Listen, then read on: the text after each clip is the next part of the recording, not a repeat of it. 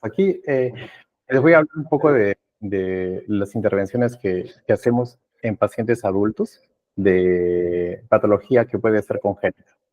Ahí,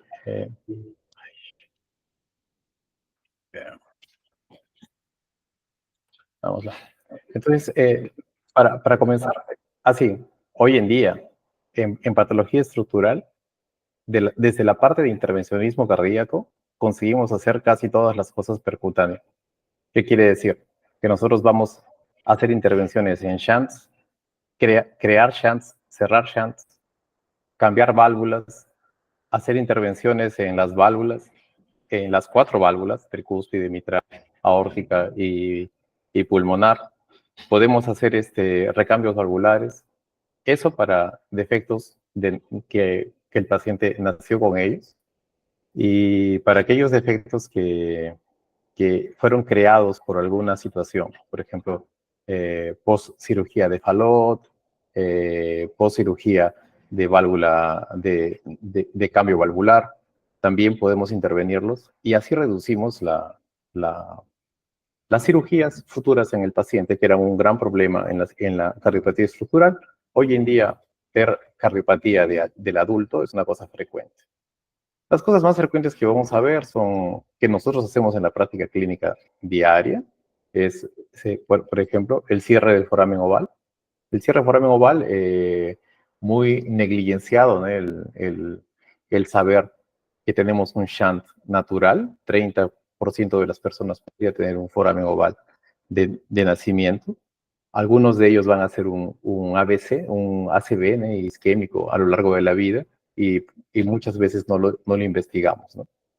La epidemiología, como les decía, es bien frecuente. A más edad, más posibilidad de que, perdón, a menos edad de un ACV, más posibilidad de que sea un ACV paradoxal.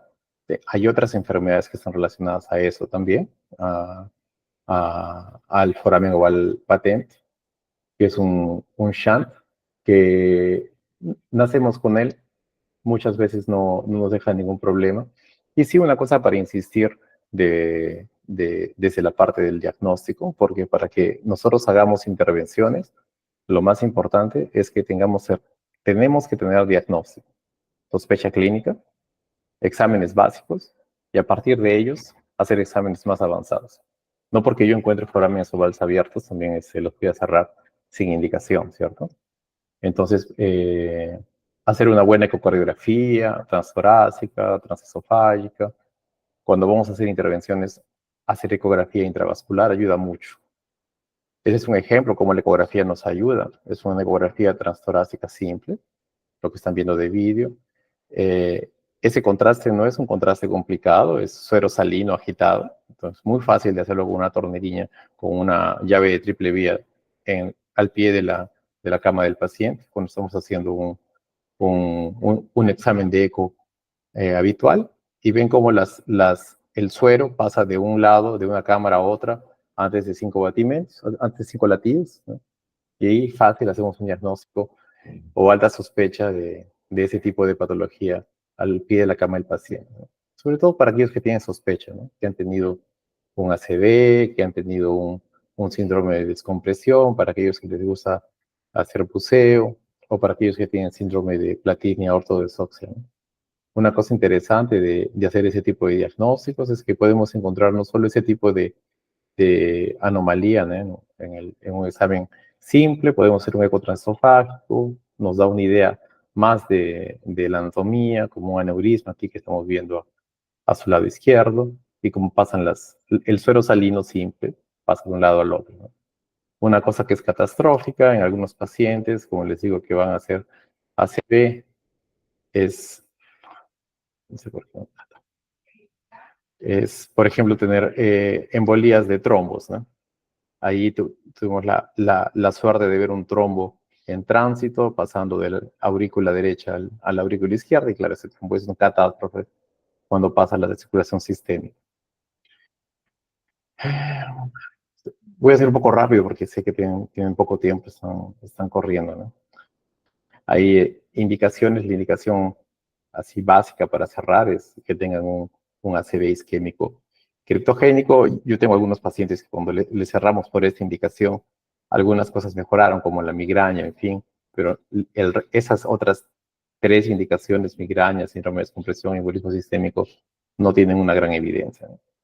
La gran evidencia llegó con el tiempo, ¿no? Con el pasar del tiempo. Una vez estuve en la presentación de uno de estos estudios y realmente decíamos, ¿para quién vamos a cerrar el foramen oval cuando todavía no teníamos evidencia hace muchos años? Y hoy en día tenemos una gran evidencia que nos respalda. Da para cerrar. El procedimiento es una cosa súper simple desde el punto de vista hemodinámico. Colocamos un catéter, ultrapasamos por el mismo foramen que está abierto, vamos por la vena femoral, colocamos la prótesis, que más o menos es lo que ven al lado izquierdo, que es como un paraguas, ¿no? Liberamos la prótesis, le hacemos un control ecocardiográfico por ecografía, por ecocardio transesofágico, y finalmente vemos la prótesis liberada, hacemos las maniobras para ver liberación y podemos usar ecocardio 3D para ver el dispositivo bien colocado, posicionado, y finalmente decir que está cerrado con suceso, con éxito. Y bueno, finalmente tenemos que ver que el dispositivo no tenga shunts residuales, ¿no? Que no tenga leaks, que no trombosa a lo largo del tiempo. Solo vi hasta ahora una trombosis de un dispositivo con un aneurisma del septo interatrial. Y lo más frecuente es encontrar arritmias asociadas como fibrilación auricular o taquicardia atrial a lo largo del seguimiento de esos pacientes. Hay una infinidad de dispositivos hoy en día. Estamos emocionados porque en CIA ya tenemos dispositivos hasta bioabsorbibles. Entonces, y lo importante que después de hacer todo procedimiento es seguir al paciente. Nuestro procedimiento es solo un paso, una herramienta para el paciente no tener nuevos eventos, ¿cierto? Otros shunts que podemos cerrar, ¿no? Dependen mucho de la repercusión hemodinámica que tengan, del flujo pulmonar que estén cargando, y que finalmente si hacen hipertensión pulmonar o hacen alguna complicación, puedan eh, tener repercusión en el paciente. Dentro de ellos, ya no solo foramen oval, que era una cosa natural que todo mundo tiene, ya un defecto mayor es la comunicación intraauricular, que básicamente es una abertura en el tabique interatrial, y tenemos varios tipos, varias presentaciones. Hoy en día casi todos ellos también podemos cerrar los percutáneos, el opción segundo, y bueno, igual, diagnóstico es lo más importante, sospecha alta, sospecha diagnóstica, paciente con bloqueo de ramo derecho, con cavidades derechas grandes, con rayos X, con sospecha, le hacemos eco y por lo general en el eco vemos el defecto, y viendo el defecto podemos hacer igual en el mismo eco, verificar los fluxos y medir los gradientes y medir la repercusión. Los diagnósticos por ecocardiograma transtorácico, transesofágico tienen algunas cosas que debemos prestar atención, sobre todo para saber que es un shunt factible de cerrar. Indicaciones casi siempre lo cerramos cuando tiene repercusión. Algunos pacientes no presentan repercusión, sin embargo tienen realmente un defecto grande. Igual, para cerrar, es básicamente bien parecido a lo que hacemos con el foramen oval. Nos vamos a la cámara izquierda a través de la vena femoral, subimos hacia el corazón, liberamos la prótesis, que es tipo Amplatzer, porque Amplatzer fue la primera prótesis que se creó, que parece una prótesis de 2 discos, y finalmente hacemos un control ecocardiográfico o un control por la propia cine, hacemos por el propio intervencionismo, hacemos contraste y también podemos ver que está bien posicionado. Igualmente tenemos que seguir al paciente, hacerle un eco después, verificar siempre que la prótesis esté bien posicionada. Ya vi prótesis mal posicionadas, ya vi que pueden generar trombos. Siempre es bueno hacer un tratamiento antiagregante los primeros meses y después hacer seguimiento a largo plazo. Finalmente, Las prótesis han mejorado, tenemos prótesis hasta que son bioabsorbibles. Entonces hoy en día tenemos muchas ventajas para eso. Antes no teníamos indicaciones para hacer otro tipo de foramen oval que no sea, perdón, otro tipo de CIA que no sean los óseos secundos. Hoy en día ya cerramos aquellos que están relacionados a las venas. Tenemos esta prótesis que es tipo un stent, que la colocamos igual a través de las venas. Muchos de los pacientes tienen alguna otra alteración del drenaje venoso y conseguimos dar una solución completa para el problema y todo de manera percutánea, ¿no? Un poco más raro para encontrar en el adulto que no haya sido tratado es el CIB, que es una comunicación de los ventrículos, igualmente que el otro. Depende de los tamaños, de los flujos, de las presiones, de la inversión de la presión. Depende mucho de lo que encontremos, de mecanismos de lesión. Muchas veces tener CIBs en la edad adulta que no fueron tratados de niños eh, predispone a tener endocarditis, predispone a tener insuficiencia valvular aórtica, y ahí encontramos una indicación más para cerrarlos. Siempre hacemos diagnóstico, lo es todo, dilatación de cámaras izquierdas, ecocardiograma con un shunt. Ya puede ser en cualquier posición, o sea, quiere decir, podemos encontrar en el músculo, en la salida de los vasos, de los grandes vasos, aorto pulmonar. Hacemos las mediciones adecuadas y finalmente indicamos el tratamiento, ¿no? Cuando tiene alguna repercusión, ya sea anatómica, ya sea complicación como endocarditis, anatómica o funcional, ¿no? Como una sobrecarga de volumen o una hipertensión pulmonar. Y justamente cuando vamos a hacer el cierre es un poco más complicado. Los accesos, hacemos dos accesos vasculares, un arterial y un venoso.